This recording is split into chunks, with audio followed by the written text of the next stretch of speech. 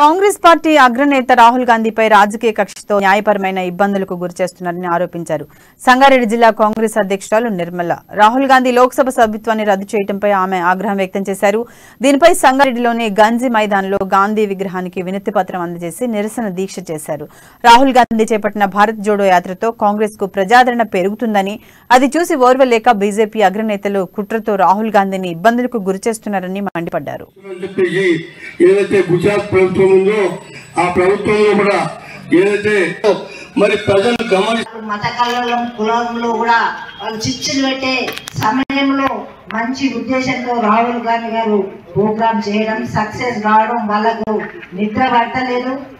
మళ్ళీ దానికి తోడుగా ఆస్తే హాత్ జోడో కార్యక్రమం ప్రజల్లో మనం వెళ్ళిపోతున్నాం, ప్రజల్లో మనం చెప్పుకుంటున్నాం ఏం చేసినామని. మరి వాళ్ళకి అన్నీ తెలుసు.